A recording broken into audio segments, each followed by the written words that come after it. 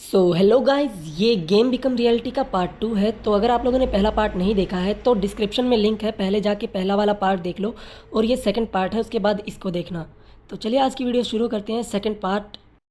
पहले पार्ट में हमने देखा था कि मैनग्रोव ट्री अपीयर हो चुका था सब लोगों के सामने और हमारे मेन कैरेक्टर का जो अपनी लड़ाई हो चुकी थी अपने पुराने बॉस के साथ, और उसका बॉस कह रहा था कि अब हमें कुछ नहीं मिलेगा, लेकिन हमारा कैरेक्टर कह रहा था कि अभी टाइम नहीं हुआ है, तुम्हें कुछ नहीं पता है, तो तुम यहाँ पे शांति से बैठ जाओ।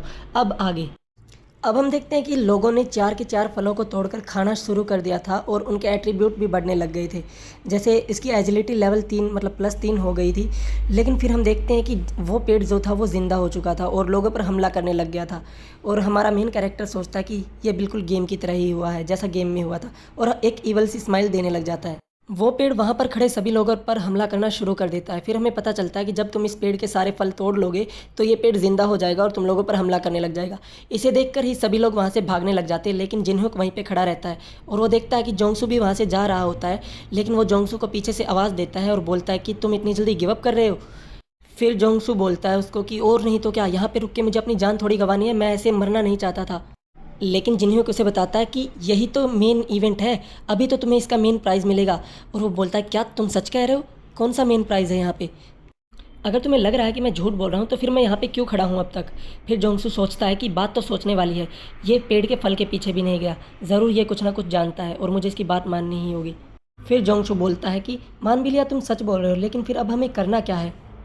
फिर जिन्होंने उसे बोलता है कि हमें इस पर एक साथ हमला करना होगा। अगर हमने इस पर एक टाइम पे दोनों तरफ से हमला किया तो ये ब्लॉक नहीं कर पाएगा और हम लोग जीत जाएंगे। फिर जोंगशू बोलता है कि तुम चाहते हो कि मैं इसका ध्यान भटकाऊं?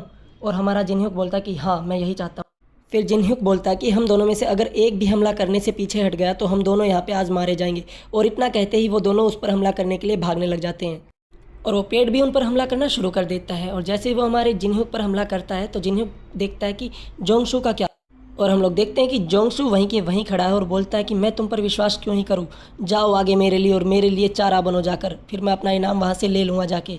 फिर जिनहुक बोलता है कि मैं बिल्कुल बहुत ज़्यादा खुश हूँ, मुझे पता था तुम बिल्कुल भी नहीं बदले, और एक हमले को डॉज कर देता है और बोलता है कि जो सच में बेट है वो मैं नहीं हूँ, बल्कि जो मुझसे दूर खड़ा है, जो पेड़ से दूर खड़ा है, वो बेट है। और हम लोग देखते हैं कि जो जिनह्युक ने अटैक डोज किया था वो जोंगसू की तरफ बढ़ रहा होता है।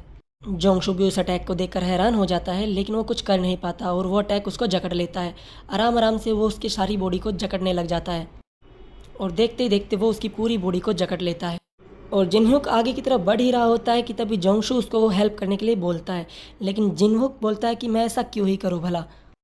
और इतना कह के हमारा जिन्होक आगे की तरफ बढ़ जाता है और हम देखते हैं कि वो ट्री उसको मारने लग जाता है और वो बोलता है कि मैं ऐसे नहीं मरना चाहता, मैं ऐसे नहीं मरना चाहता, नहीं नहीं नहीं नहीं, आई डोंट वांट डाई। और हम देखते हैं कि वो पेड़ उसको जान से मार देता है। फिर जिन्होक उस पेड़ की तरफ देखता है और बोलता है कि अब तुम्हारी बारी है। और हम देखते हैं कि वो पेड़ हमारे जिन्होक पर हमला कर देता है। लेकिन इतने सालों तक ये गेम खेलने का एक्सपीरियंस उसको लड़ने में बहुत मदद करता है। वो देख लेता है कितने डिग्री से अटैक आ रहे हैं और वो उन्हीं सभी अटैकों को बड़े ही आसानी से डोज करने लग जाता है। हम देखते हैं कि जिन्ह्यू के डोज करने की वजह से वो दोनों टहनियाँ आपस से टकरा जाती हैं और अपने ही अंदर मतलब अपने ही पेड़ के अंदर जाके लग जाती है, जिससे उस पेड़ का कोर हमें दिखाई देने लग जाता है। और फिर जिन्ह्यू उस कोर को देखता है और बोलता है कि फाइनली फाइनली मुझे वो कोर दिखाई देने लग गया। फिर जिन्ह्यू नीचे पड़ी एक लकड़ी को उठा लेता है और पेड़ से बोलता है क्यों ना तुम आसानी से मुझे वो अपना कोर दे दो। लेकिन पेड़ फिर से उस पर हमला कर देता है और हम देखते हैं कि पेड़ ने वैम्पायर वाइन नाम की स्किल का यूज़ करना शुरू कर दिया था, जिसकी वजह से जिनहुक को अटैक डोज करने में मुश्किल हो रही थी। लेकिन वो कह रहा था कि डोज करना इतना ज़्यादा मुश्किल हो रहा है तो क्यों ना इसको रिफ्लेक्ट कर दूं, और उस लकड़ी से उस सभी अटैक को रिफ्लेक्ट करने लग जाता है। एक एक करके उसके सारे अटैक को फेल करता हुआ हमारा जिनहुक आगे की तरफ बढ़ने लग जाता है।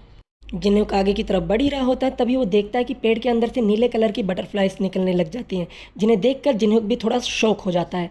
और वो बताता है हमें कि इनके पास किसी भी इंसान को सुलाने की पावर होती है, लेकिन वो साथ में ये भी हमें बताता है कि अगर तुम लोगों को इससे बचना है तो बिल्कुल आसान तरीका है, बस हमें अपनी सांसों को रोक के रखना होगा।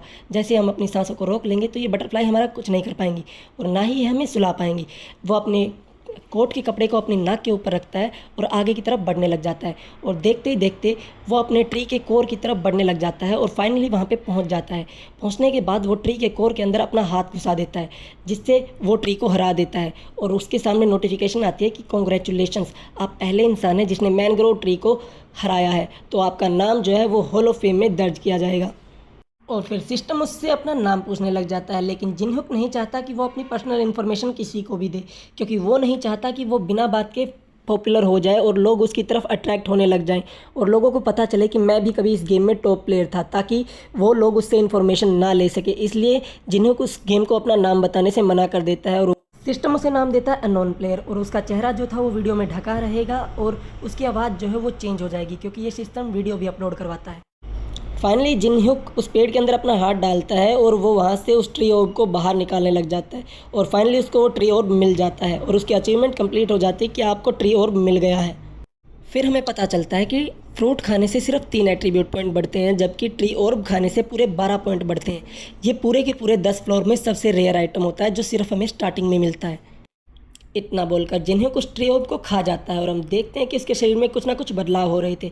फिर वो अपना स्टेटस चेक करने लग जाता है और उसमें हमें पता चलता है जिन्हें के स्टेटस के बारे में, जिसमें उसको स्टैट पॉइंट 12 मिल चुके थे। अब वो बोलता है कि मैं लेवल 1 पे होने वाला सबसे ताकतवर लेवल 1 प्लेयर हूँ। फिर हमें दिखाया जाता है कि जिनहुक ने जो मैनग्रोव ट्री को हराया था उसकी वीडियो भी जल्दी से जल्दी अपलोड हो गई थी सिस्टम पे और वहाँ पे लोगों को यकीन नहीं हो रहा था कि कोई प्लेयर ऐसे भी खेल सकता है। लोगों के कमेंट आ रहे थे कि कोई ऐसा कैसे कर सकता है, ये कौन है, ये कहाँ से आया है, इसने ये कैसे किया, क्या इसने गेम को हैक कर रखा है, ऐसे ऐसे। और वहाँ पर उसके मेन अकाउंट पर 2-3 कमेंट आए हुए थे जिनको हमारा जिनहुक पढ़ रहा होता है, जिसमें उसको 10 बिलियन रुपए का ऑफ़र आया हुआ होता है। वो बोलते हैं कि हमसे जल्दी से जल्दी कॉन्टैक्ट करो। लेकिन हमारा प्लेयर सोचने लग जाता है कि अगर ये एक दिन पहले मुझसे ये डील करते तो शायद मैं इसके लिए हाँ भी कर देता।